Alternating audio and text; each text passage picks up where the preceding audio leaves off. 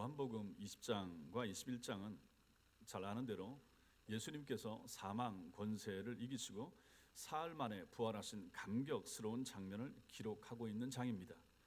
이 부활 사건은 예수께서 하나님의 아들이라는 사실을 우리에게 확증시켜 줄 뿐만 아니라 예수를 믿는 모든 사람들도 장차 앞으로 부활하여 영원한 생명 가운데로 들어가게 될 것이라 하는 것을 상징적으로 보여주고 보장해 주는 사건이기도 합니다.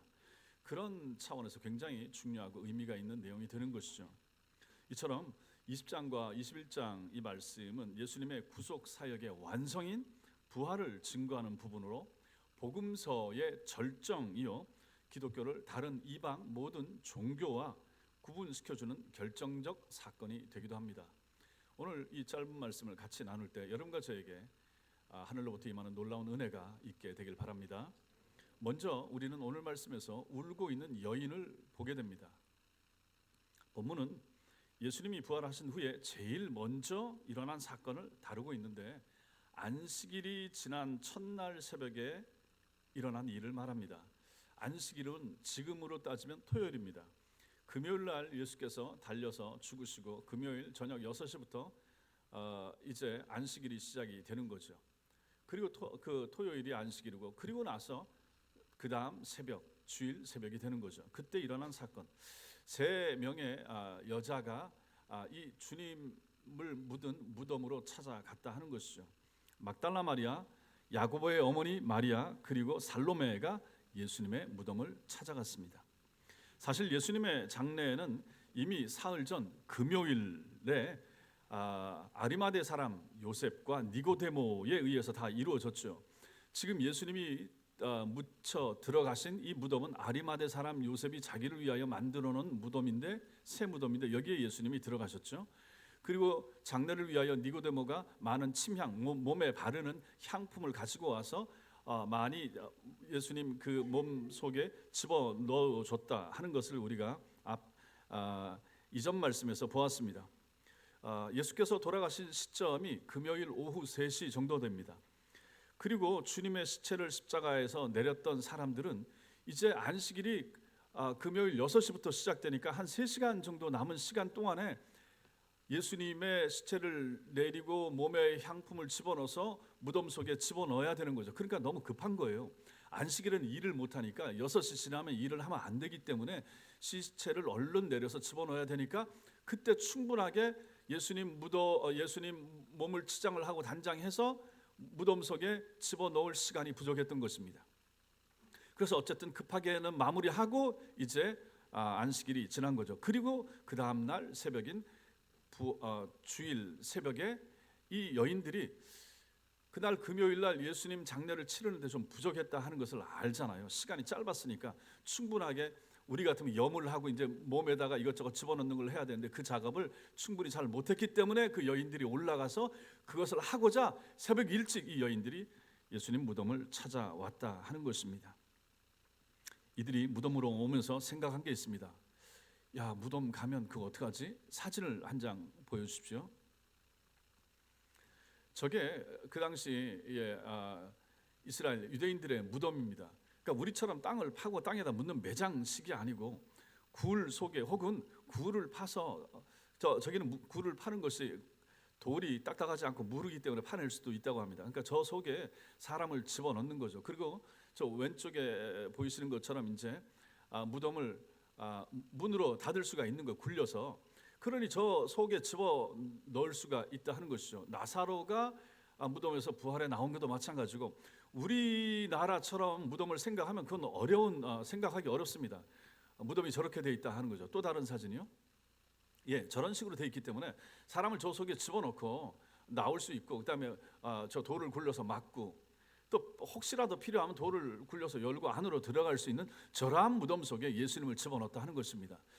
그래서 이러한 배경 지식을 가지고 자 그러면 저 무덤 앞에 있는 돌이 무거운 거예요. 저거 장정 남자가 30명이 굴려야 움직일 수 있는 건데 여자 셋이 올라오면서 야 저거 어떻게 무덤 문을 열까 그 생각을 하면서 그 염려를 하면서 이들이 지금 올라왔다 하는 것입니다. 그런데 어떻게 됐습니까? 와봤더니 저렇게 열려 있는 거예요. 누군가 무덤에 문을 막고 있던 돌을 굴려냈다 하는 것이죠. 그리고 그러니까 이제 깜짝 놀라서 이 사실을 마리아가 예수님 제자들 있는 대로 달려가서 알린 것입니다. 분명히 무덤 문이 닫힌 걸 봤단 말이에요. 그런데 열려 있고, 그래서 얼른 가서 이 사실을 예수님 제자들에게 알리기 위해서 간 것이죠. 그때 남겨진 다른 여자들은 천사들을 통해서 부활의 소식을 듣게 되는 것입니다. 그리고 그녀들도 깜짝 놀라서 예수님이 부활하셨다고 하니까, 천사들을 통해서 들으니까 또 제자들한테 알리러 간 거죠. 그러니까 마리아가 먼저 무덤 문 열린 거 보고 제자들한테 예수님 무덤 문이 열렸어요, 큰일 났어요 하고 그거 알리러 가고, 그 여인들은 거기서 이제 천사들을 통해서 예수님 부활의 소식을 듣고 또 예수님이 살아나셨다고 하는 얘기를 듣고 나서 제자들에게 알리기 위해서 급하게 갔다 하는 것입니다. 막달라 마리아가 가서 베드로와 요한에게 이 얘기를 알렸습니다. 그랬더니 그 제자들도 깜짝 놀란 거죠. 예수님 무덤 문에 열려 있으면 안 되잖아요. 그래서 그들이 그걸 확인하기 위해서 급하게 달려오게 되는 것입니다. 그리고 달려와서 아까 우리가 보았던 그 열려진 무덤 속에 제자 두 사람이 들어가서 본 거죠. 둘러보았어요. 봤더니 정말로 예수님 시체는 안 보이고 예수님 시신을 온 몸으로 둘렀던 거죠. 온몸 머리 부분 따로 둘렀던 요만큼 가지고 둘러놓고 또 몸 아래를 또 천 하나로 전체를 징징징 감아서 몸에 향료를 바른 채로 이제 무덤 속에 집어넣었었는데 이 예수님 시신이 사라진 것입니다. 그리고 남겨진 것이 있었으니 머리를 쌌던 두건 쪽 얼굴 쪽에 헝겊이 그대로 남아 있고 몸 쪽에 헝겊이 남아 있는데, 누의 고치가 쏙 빠져나가면 그것이 빠져나가고 남는 것처럼 그것만 남았다 하는 것입니다. 그러니까 예수님 몸만 빠져나가고 그것이 그대로 내려앉은 거죠. 이게 바로 개켜 있었다 하는 의미가 바로 그런 내용이 되는 것입니다. 누군가 옮긴 것도 아니고 빼낸 것도 아니고 그 예수님 몸을 싸고 있던 그 세마포들만 그대로 그 무게에 내려앉아서 머리 쪽 하나, 그 몸 쪽 하나, 이렇게 둘만 있었고 예수님 몸은 보이지 않았다. 이 사실을 확인하고 나서 그 두 제자는 돌아갔습니다. 자기들 집으로. 두 제자가 떠나간 후에 무덤에 도착한 마리아가 무덤 밖에 서서 너무 황당하여, 너무 황망하여 할 수 있는 것이 없으니까 울기 시작한 것입니다. 이게 이제 오늘 말씀에 나오고 있는 부분이 되는 거죠. 13절에 천사들이 이르되 여자여 어찌하여 우느냐. 11절에 마리아는 무덤 밖에 서서 울고 있더니, 여기 울고 있더니 영어 성경에 crying 이렇게 나오고 있습니다. 소리내서 울다 하는 것이죠. 크게 소리내면서 우는 거죠. 예수님 시체가, 예수님 시신이 사라졌다라고 하는 이 사실 때문에 여자는 소리내서 울기 시작했던 것입니다. 새벽에 무덤 앞에서 울고 있는 이 막달라 마리아, 이 여인이 누군가 좀 알 필요가 있습니다. 갈릴리 근처에 살던 여인으로 누가복음 또 마가복음에 보면 이 여자가 한때 귀신이 들렸었습니다. 7 귀신이 들렸었는데 예수님이 고쳐줬습니다. 7 귀신이 들렸다라고 하는 것은 아주 강한 귀신에 사로잡혀서 참 힘들게 험악하게 살았었는데 예수께서 고쳐주셨다, 그런 의미가 되는 거죠. 그러니 그 여자는 기적을 체험한 거 아닙니까? 자기 삶에서 귀신이 빠져나가고 이제 그때부터 예수님을 쫓아다녔죠. 예수님을 사랑했죠. 뜨겁게 사랑을 했죠. 그래서 주님께서 각 성과 마을에 두루두루 다니시면서 말씀을 전파할 때 자신의 소유를 가지고 따라가면서 섬기던 여인들 중에 한 사람으로 막달라 마리아가 있었던 것입니다. 예수님 무슨 돈이 있습니까? 다니시려면 식사도 하셔야 되고 비용도 들 거 아닙니까? 그 누가 안 도와주면 못할 거 아닙니까? 그런데 항상 지금도 마찬가지지만 그 당시에도 여인들이 그 일을 감당했다는 것이죠. 자기들이 동원하고 자기들이 모을 수 있는 돈을 가지고 전도사역, 선교사역을 하시는 예수님과 제자들을 쫓아다니면서 그들에게 필요한 거 대주고 공급했던 여인들 중에 한 사람, 그 사람이 바로 7 귀신이 들렸다가 고침받은 막달라 마리아가 그 일을 하던 여인들 중에 한 사람이었다 하는 것이죠. 그리고 예수님께서 십자가에 못 박혀 돌아가실 때, 죽으실 때 제자들까지 다 도망가고 무서우니까, 그리고 이제 예수님이 죽으니까 예수와 한패였던 사람들 저것도 잡아라라고 로마 군인들이 얘기할 수 있지 않겠습니까? 그러니까 제자들이 싹 도망갔죠. 그런데 마지막까지 예수님 죽으시는 십자가 밑에 끝까지 그 비참한 죽음의 광경을 보았던 여인 중에 한 사람, 막달라 마리아입니다. 예수님의 모친 어머니도 계셨고 이 막달라 마리아도 있었고, 그때까지 있었다 하는 것입니다. 그것뿐만 아닙니다. 이 예수님을 마지막에 십자가에서 내려서 니고데모와 아리마대 사람 요셉이 내려서 아리마대 사람 요셉의 무덤 속에 집어넣는 것까지 맨 마지막까지 보았던 사람 막달라 마리아, 이 여인들이 그것까지 보았다 하는 것입니다. 자, 그러니 생각해 보십시오. 마지막까지 처음 돌아가실 때부터 글쎄 얼마나 같이 다니고 동행했는지 모르겠지만은 마지막 순간에 끝까지 있었잖아요. 예수님 십자가 지고 골고다 언덕길 올라갈 때 가슴 치면서 울던 여인들 중에 이 여인들, 이 세 사람의 여인들, 그리고 막달라 마리아 거기 있었을 것입니다. 마지막 십자가에 달려서 죽어 가시는 그 6시간의 십자가 위에서 고통스러운 그 시간 동안에 막달라 마리아 그 밑에서 있었습니다. 찢어지는 가슴을 가지고 그 예수님의 죽음을 보면서 그 밑에 있었을 것입니다.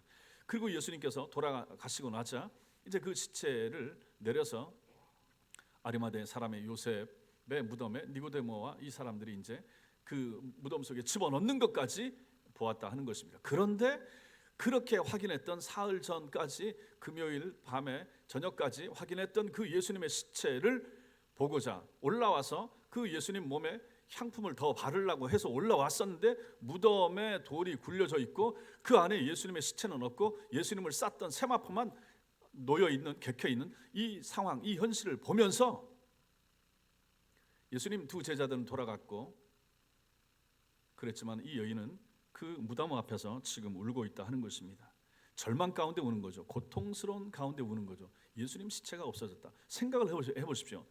시체가 없어졌다. 우리 스승님의 시체가 없어졌다. 예수님 시체가 없어졌다.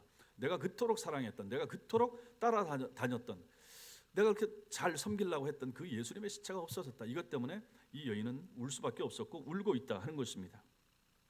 주님이 힘없이 체포당하시고 자신의 기대와는 다르게 십자가에서 신문당하시고 돌아가셨다, 죽으셨다 그러면 어쩌면 실망했을 수도 있는데 마리아는 실망은커녕 그 예수님을 향한 이 마음이 변함이 없이 그 속에 가지고 있더라 하는 것입니다.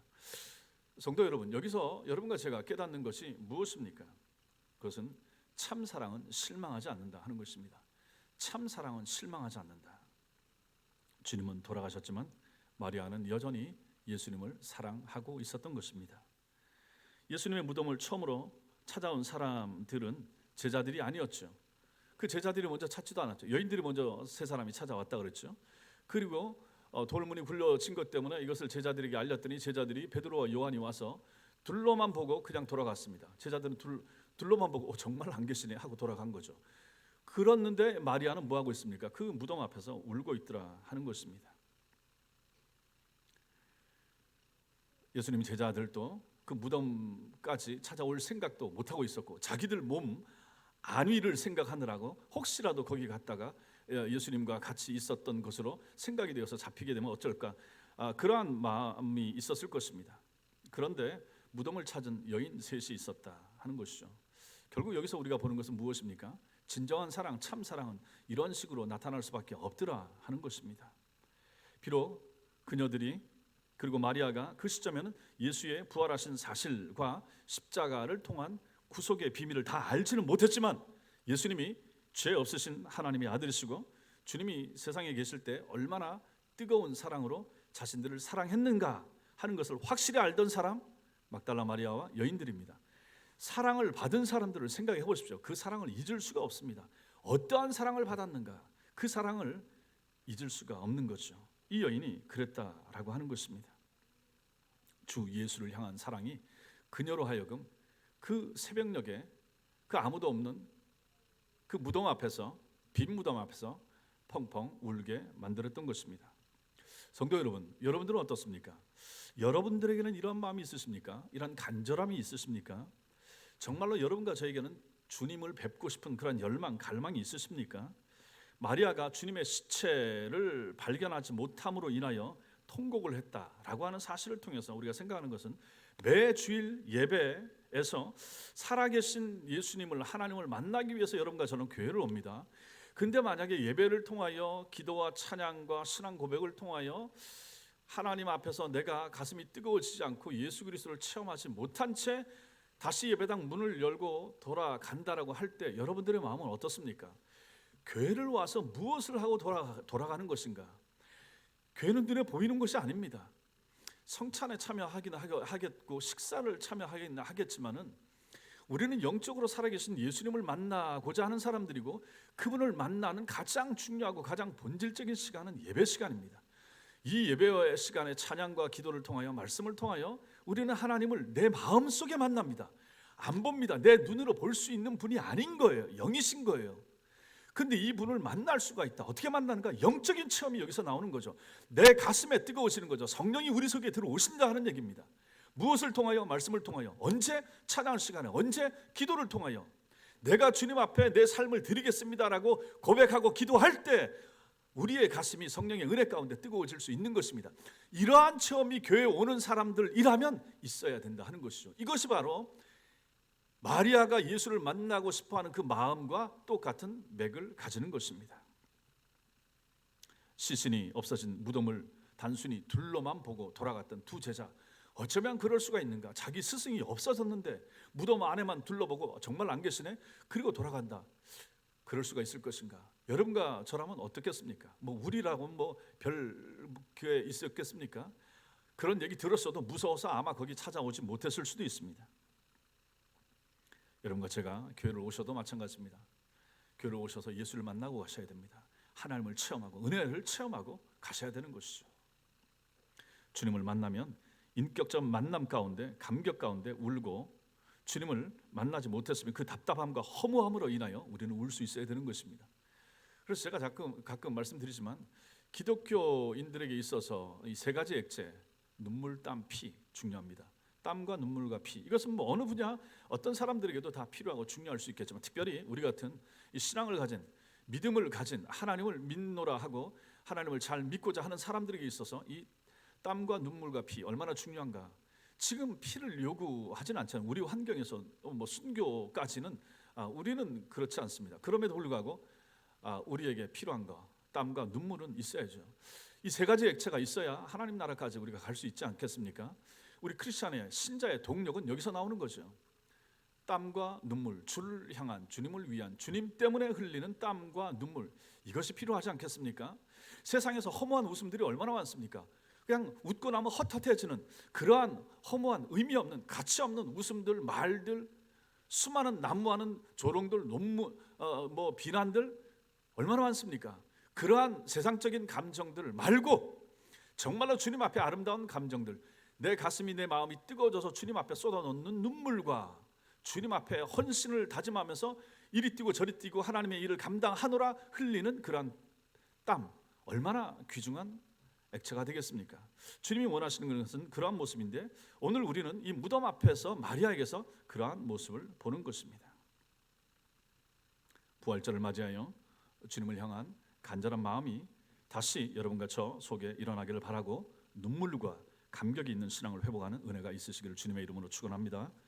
두 번째로 우리는 오늘 말씀에서 만나주신 예수님을 보게 됩니다. 찾고자 하는 사람, 당신의 백성들을 만나주시는 예수님.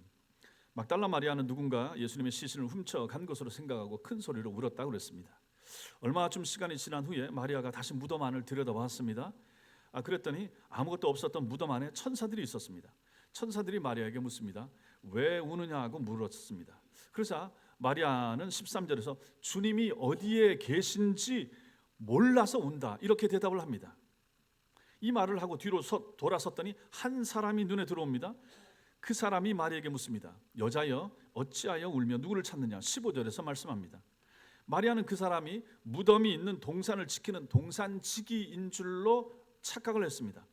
새벽녘이라 어두운 시간이었을 것이고 주님은 당연히 시신으로 누워 있으리라 생각했기 때문에 예수님이 살아서 그 자리에 자기 뒤에 서 계시리라 꿈엔들 생각을 했겠습니까? 못했다 하는 거죠. 또 그 당시에 영적으로 눈이 가려져 있는 상태라 그분이 예수신지를 전혀 마리아는 알아채지 못했던 것입니다. 그러면서 마리아가 뭐라고 말합니까? 15절을 보면 우리 15절 같이 읽겠습니다. 15절 시작. 예수께서 이르시되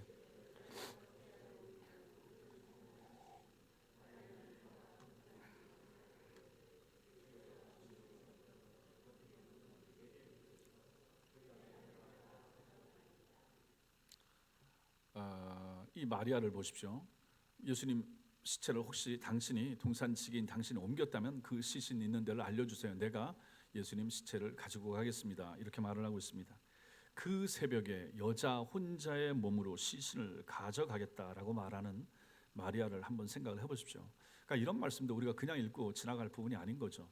여자가 시체를 아무리 사랑했고 흠모했었던 스승님의 시체라고 해도 사람이 죽고 나면 그 몸이 축 처져서 훨씬 더 무게가 많이 나가기 마련인데 이 정도는 다 알았을 수도 있을 텐데 어쨌든 그 예수님의 시체를 가지고 자기에게 달라. 또 시체가 죽고 나면 얼마나 그 시체 썩는 냄새가 역겹습니까? 얼마나 그 냄새가 참아내기 어렵습니까? 구토가 나오고 막 그렇단 말이에요. 자, 그런데 그 예수님의 시체를 달라. 지금 마리아에게는 다른 게 시체가 무겁다, 시체 몸에서 썩은 냄새가 난다 이런 생각은 전혀 안 하고 있다 하는 것입니다. 그냥 사라진 없어진 우리 스승님, 내가 사모했던 우리 주님 예수님의 시체만 알려주세요. 내가 가져가겠습니다. 이렇게 말을 하고 있다 하는 것입니다. 이것이 무엇을 보여줍니까? 그냥 사랑인 거죠. 예수를 향한 사랑. 사랑 없으면 이런 거 못합니다. 사랑 없으면 불가능한 영역이 되는 거죠. 그리고 16절에서 예수님께서 이제 그녀의 이름을 마리아야 하고 부르시자 비로소 마리아는 그분이 예수님이신 줄 그때 알게 되는 것이죠. 이때 이제 그녀가 영적인 눈이 열리게 되는 것입니다. 이 장면에서 우리는 또 생각할 게 있습니다. 예수님께서는 우리를 한 사람 한 사람 찾아오신다. 인격적으로 알고 만나주시고 사랑하신다 하는 것입니다. 예수님은 우리를 개인적으로 아십니다. 마리아 한 사람, 우리 한 사람, 여러분의 이름, 저의 이름 한 사람 한 사람을 불러주신다 하는 것입니다. 신앙은 내가 믿는 거예요. 가족들이 잘 믿고 부인이 잘 믿고 자식들이 잘 믿고 너무너무 감사한 일입니다. 그러나 그것 가지고 하나님 나라 가게 되는 것은 아닙니다. 나는 그 식구의 일원이기 때문에 우리 조상 중에 누가 예수를 잘 믿었기 때문에 내가 같이 혜택을 봐서 하나님 나라 갑니다. 그런 거 없습니다. 전부 다 나와 하나님과의 관계입니다. 우리 한 사람 한 사람이 하나님 앞에 내 신앙을 고백해야 됩니다. 인격적으로 내가 주님을 체험하고 만나는 만남이 있어야 하나님 앞에 서게 될 수가 있는 것입니다. 이렇게 인격적으로 주님을 만난 개개인 한 사람 한 사람이 모여서 우리 교회의 공동체를 이루게 되는 것입니다. 하나님께서는 모든 사람들을 사랑하시지만 마리아처럼 간절히 당신을 찾는 사람들에게 나타나셔서 당신의 살아계심을 보여주신다 하는 것을 우리는 오늘 이 말씀에서도 보게 되는 것이죠. 제자들은 뒤에요. 나중에 보게 되는 거죠. 예수께서 부활하시고 새벽에 부활하시고 가장 먼저 당신을 보여준 사람들은 그 당시에 숫자에도 집어넣지도 않던 여인들 세 사람, 특별히 막달라 마리아, 귀신 들렸던 사람들에게 참 멸시천대 받았을 수도 있었던 그러한 여인에게 예수께서는 부활하신 당신의 가장 영광스러운 몸을 가장 먼저 그들에게 보여주셨다 하는 것입니다. 이것을 통해 우리가 생각하는 것은 정말 예수님을 사랑하는 마음이 얼마나 필요하고 중요한가. 인격적으로 우리가 주님을 사모하는 마음이 있어야 된다 하는 것을 보게 되고 그러한 마음을 가지고 신앙생활을 할 때 교회를 올 때 주께서 그 사람을 찾아주신다 하는 사실을 믿으시기 바랍니다. 여러분과 저의 마음이 필요하고 중요합니다. 교회를 오셔도 마찬가지인 거죠. 예수를 만나고자 하는, 예수를 찾고자 하는 주님, 내가 당신을 사랑합니다. 내게 들려주세요. 내게 당신의 뜻을 보여주세요. 내게 알려주세요. 은혜를 주세요. 그 힘이 필요합니다. 이 마음을 가지고 교회에 오는 것이 필요하다 하는 것입니다. 이렇게 예수님을 만나게 되자 막달라 마리아의 절망, 슬픔 완전히 바뀌어야 됩니다. 완전히 바뀌고 사라지게 되고 그래서 소망과 기쁨으로 바뀌게 되죠. 그리고 부활을 전하는 첫 번째 증인의 역할을 감당하게 되는 것입니다. 이 무명의 여인들, 한때 죄인이었던 여인들, 세상에서는 멸시받던 그 여인들, 그 중에 한 사람이었던 막달라 마리아, 이 사람이 이제는 나가서 예수의 부활을 증거하는 첫 번째 사람이 되는 것입니다. 위대한 사도들, 예수님 제자들도 예수님 부활에 관하여는 두 번째가 되는 것이죠. 예수님 부활에 관한 소식을 결국은 이 막달라 마리아와 이 세 여인을 통하여 전해서 듣고 알게 되는, 그리고 나중에 예수님이 오셨을 때 만나게 되는 그러한 두 번째가 되는 모습을 우리는 여기서 보게 되는 것입니다. 놀라운 일입니다. 성별과 연령과 세상 지위와 신앙 경력에 상관없이 지금 예수 그리스도를 그리워하는 사람, 지금 예수님을 사모하는 사람, 지금 예수님을 만나고 싶어하는 사람에게 예수님께서는 당신 자신을 보여주신다라고 하는 사실을 우리는 여기서 보게 되는 것입니다. 여러분, 우리의 눈으로 예수님을 직접 볼 수 없습니다. 우리의 영적인 느낌으로 그 예수님을 체험하고 만나게 되는 거죠. 우리의 귀로 말씀을 통하여 내 가슴이 뜨거워지는 거죠. 이러한 체험을 예배 시간에, 설교 시간에 하게 된다. 그것이 바로 우리에게 있어서의 예수 체험이 되는 것입니다. 이제 막달라 마리아는 변했습니다. 슬픔을 안고 동산을 올라왔지만 내려올 때는 그 영혼에 환희와 기쁨이 충만했습니다. 동산을 올라올 때는 근심과 염려가 쌓여 있었지만 지금은 기쁨과 소망 가운데 내려가서 이 기쁜 소식을 전해줘야 되겠다 하는 마음을 가지고 내려오고 있는 것이죠. 예수님과의 만남이 이 상황을 이렇게 만들어 준 것입니다.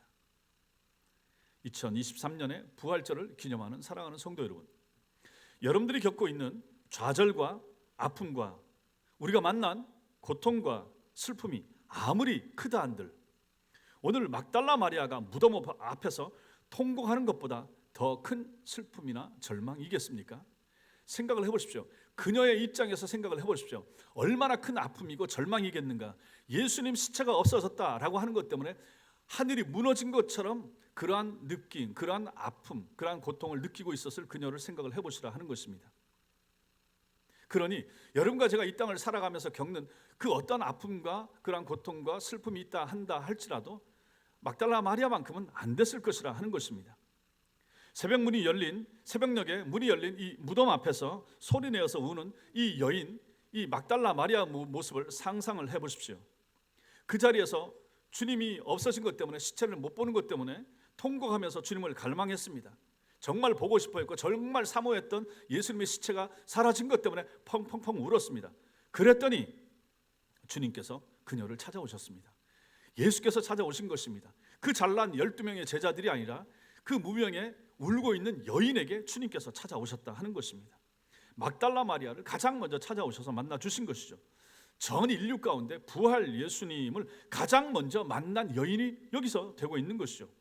부활 예수께서 맨 처음에 찾아오셔서 만나 주신 여인이 되고 있다 하는 것을 성경이 우리에게 보여줍니다.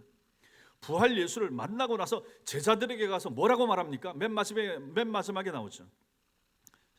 맨 마지막에 뭐라고 말합니까? 내가 예수를 만났다. 내가 주를 보았다. 18절에서 막달라 마리아가, 이 얘기는 사실 제자들이 먼저 했었어야 되는 얘기지만 그 제자들은 막달라 마리아만큼의 그런 열정과 뜨거움과 갈망하는 마음이 없었다라고 볼 수 있는 것입니다.